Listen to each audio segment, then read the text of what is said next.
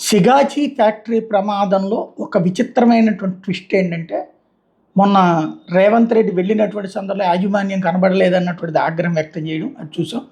తర్వాతన రూ. 1,00,00,000 పరిహారాన్ని ఇప్పుడు సంస్థ యాజమాన్యం ప్రకటించింది. అయితే రియాక్టర్ పేలుడు కాదు అని తేలింది. రియాక్టర్ పేలుడు కాదు అది. దాని వెనకాల ఉన్నటువంటిది సిగాచికి సంబంధించి ఒక ఫార్మాస్యూటికల్స్‌లో వాడేటటువంటి ఒక పొడి, ఆ పొడి వల్ల పేలుడు జరిగింది అన్నటువంటిది యాజమాన్యం చెప్తుంది.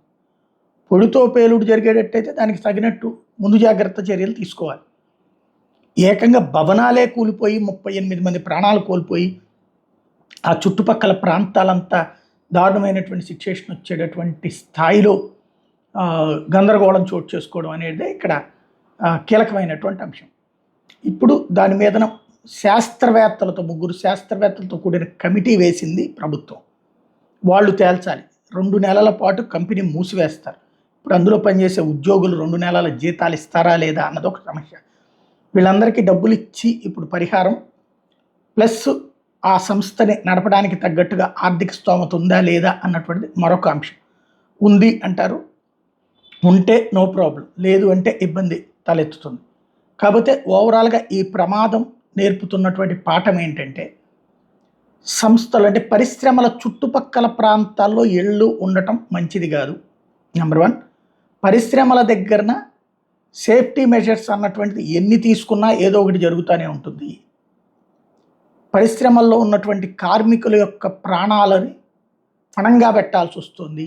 ప్రతి కార్మికుడు, పరిశ్రమల్లో పనిచేస్తున్న ప్రతి కార్మికుడు కూడా వీలైతే సొంత డబ్బులతో, అంటే మనకు వచ్చే జీతాలతో ఇన్సూరెన్సులు చేసుకోండి. ఇప్పుడు ఈ రూ. 1,00,00,000 ఎప్పుడు ఇస్తారు ఏంటనేది చూడాలి. ప్రభుత్వం 5 లక్షల పరిహారం ఎప్పుడు ఇస్తారో చూడాలి. ముందు అప్పటికప్పుడు హాస్పిటల్కి హెల్త్ ఇన్సూరెన్సు, అట్లాగే లైఫ్ ఇన్సూరెన్సు, ఈ రెండిటి కట్టుకోవడం బెటర్. నాయకులు చెప్తారు, ఆ టైంలో మాట్లాడుతుంటారు, అంతా నడుస్తుంటుంది. ఒక మనిషి, పోషించే మనిషి అకస్మాత్తుగా చనిపోతే ఆ జీవితాలు తల్లకిందులైపోతాయి. కనీసం కొంత లంసమ్ అమౌంట్ అంటే ఖచ్చితంగా మనకి ఇప్పటికిప్పుడు దాచుకోవడానికి కష్టమయ్యేటటువంటి పని. ప్రయత్నించండి. అవసరమైతే ఒక పూట భోజనం చేసిన కొంత డబ్బులు పక్కన పెట్టుకోండి. ఒక కనీసం 2-3 లక్షల రూపాయలు చేతిలో ఉండేటట్టు ఉండాలి. హెల్త్ ఇన్సూరెన్స్ ఉండాలి చేతిలో. అదే సందర్భంలో ఇన్సూరెన్సులు కూడా ఉంచుకోవాలి. సంస్థలు ఇస్తున్నట్టు చెప్తారు, ఇచ్చేసామని ప్రభుత్వాలు చెప్తాయి.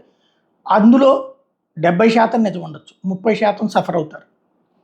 ఆ సఫర్ అయ్యే వాళ్ళం మనం కాకూడదు. కాబట్టి పరిశ్రమల్ని మూసేయాలా, లేకపోతే పరిశ్రమలన్నింటిని ఎట్లా చేసేయాలి అట్లా చేసేయాలి లాంటివి నేను చెప్పాను. కానీ జాగ్రత్త, మన జాగ్రత్తలో మనం ఉండాలి. బ్రతకడానికి తప్పదు.